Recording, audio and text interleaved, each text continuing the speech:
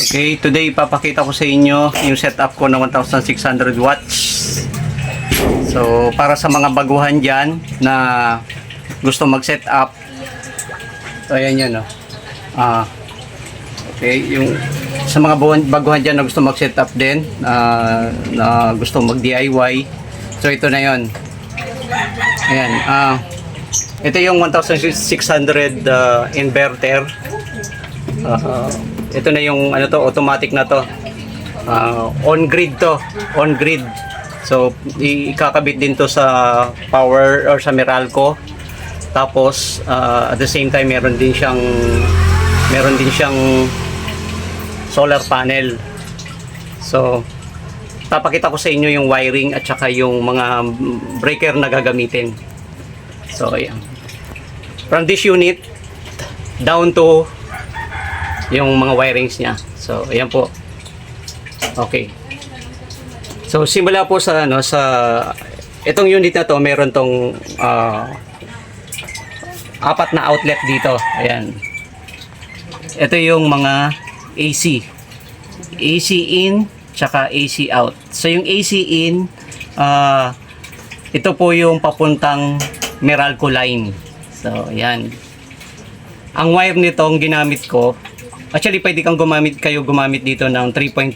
Since nasa 1600 watts lang naman tong ano na to, tong inverter na to. Hybrid to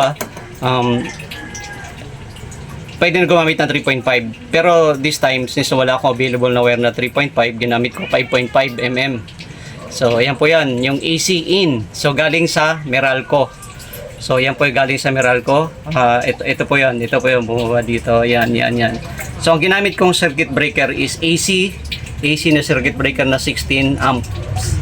So 16 amps. So yan, simula diyan. So hindi ko pa kinabitan eh. So ito pa po. Basta itong linya na to papuntang Meralco line. Tapos yung AC out naman, same lang din, pwede gumamit ng 3.5 mm. Pero ang ginamit ko 5.5 kasi yun ang available na wire ko. So yan, AC out, papunta yan dito sa circuit breaker. Yan, okay. Yan, makikita nyo. So, papunta dito. Ayan, so ito yung circuit breaker ng AC out. Gumamit ako ng 20 amps. So, 15 is okay, or 16. Pero na 20 na lang ginamit ko para medyo safe. Okay. Tapos from breaker, AC breaker down to ayan, ito na yung papuntang outlet. So gumamit din ako ng wire na 3.5 dito. This time 3.5 na ang ginamit ko. 3.5 mm. So ito po yan. Sundan niyo na po yung yung daliri ko, yan. So yan po yon. So yung dilaw na yan. Ito po yan, papunta dito. Dalawa yung outlet na ginawa ko. Yan. Siyempre, since dalawa yan, nakaparallel yan. Yan, nakaparallel yan dito. Yan, nakaparallel yan dito. So, dito rin yung kinonect. Dito rin kinonect yan. So, sa bandang huli, papakita ko na lang yung diagram nito. So, yung explain ko lang muna in actual. Tapos, later, ibibigay ko na lang yung diagram para mas malinaw. Okay? So yan po yung connection papuntang outlet. So papuntang outlet po yan. Ngayon, mula naman sa solar. Sa solar naman. Ayan, PB in. So makikita nyo ito, PB in. Okay. Positive, negative. Positive is always red in color and the negative is the black color. Sige. So from this inverter, naglagay ako ng ang wire na ginamit ko 8W AWG. So gumamit ako ng 40 DC circuit breaker. Pero pwedeng pwedeng lower. 25 or 30. Pwedeng gumamit. So since na ito yung available ko, ginamit ko na lang 40. So ayan. Okay. So ito, since na ito yung papuntang panel na to, itong connection na to. So positive, negative. So yung pula nasa positive, ang 8 AWG din ang ginamit ko na size ng wire. Okay, ito yun, ayan. Ayan. So, ayan po yan. Umakyat po yan all the way up to, ayan, to, ayan, papuntang roof na po yan. Papuntang solar panel na po yan. Ayan. Okay. So, 8 AWG yung ginamit kong size. So, yun po yung sa solar panel. Now, sa battery naman, so, System 1600 ang ginamit ko at saka 12 volts lang yung battery. Pang 12 volts lang kasi tong ano na to, tong Empower hybrid inverter na to, pang 12 volts lang. So hindi pwedeng gamitin ng, of course, 24 up. So 12 volts lang. So yung battery ko is 12 mm na 180 Ah. So lumalabas sa calculation is ipapakita ko dito ng formula kung paano kinalculate yung tawag dito, yung wire. So from this unit down to breaker, DC breaker to. So gumamit ako ng 2 AWG, sobrang laki ng wire. Kita nyo yung daliri ko, halos yung laki na ng daliri ko yung 2 AWG is safest wire size.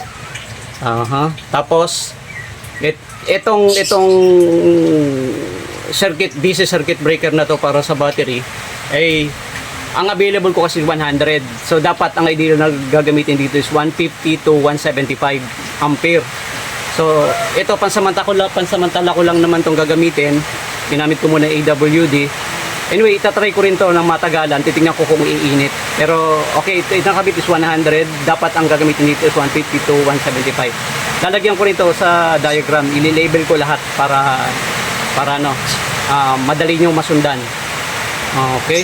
At ito yung papuntang battery na. Itong dalawang wire na to. Same lang din ang size doon. Itong dalawa. Okay? So, itim. So, yan po yung kabuuan ng setup ko. Makikita nyo dito ang diagrams para malinaw. Again, ito po sa mga gustong mag-DIY na tulad ko. Pero tama yung mga connections, yung mga gagamitin nating materials para iwas sunog. Ngayon, yung mga expert dyan, siguro i-skip nyo na lang po tong video na to, or kung pwede, halimbawa yung expert ka naman, nakita mong medyo may konting odds doon sa ginawa ko, ibig sabihin konting mga siguro may medyo mali or i-comment nyo po para malaman natin. Okay, i-comment nyo po for the benefit of the beginners, makita din nila kung ano yung talaga. Pero ito na po ang ito na ang alam ko na tama niyan, yung calculation na okay naman. Yun nga lang, yung ibang circuit breaker is medyo malaki na gamit ko or pero pwede ko naman palitan niya kasi yun po yung available kong mga materials at the moment. So i-comment nyo lang po dyan i-message nyo po ako or kung may tanong kayo or may gustong i-clarify doon sa ginawa ko para mabigyan ko ng kasagutan. Kung nasihan kayo dito sa video na to, pwede nyo ring i-hit yung pwede nyo rin kayo mag-subscribe para medyo tulong na rin. Thank you nga pala sa mga nag-watch ng video na to. Okay, yan lamang po.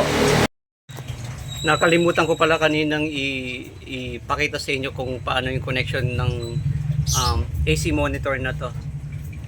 May AC monitor pala dito sa gitna. So, itong AC monitor na to, ang function nito is para malaman natin kung ilang volts yung pumapasok at saka kung ilang watts yung nilo-load natin. So, maganda rin na may ganito para malaman natin or para hindi tayo mag-exceed doon sa limit nitong hybrid inverter na to. So, ang connection nito is okay, yung isang papakita ko lang din mamaya sa sa diagram. So, yung connection nito is yung isang wire dito sa AC outlet, yung tag-isang wire dito.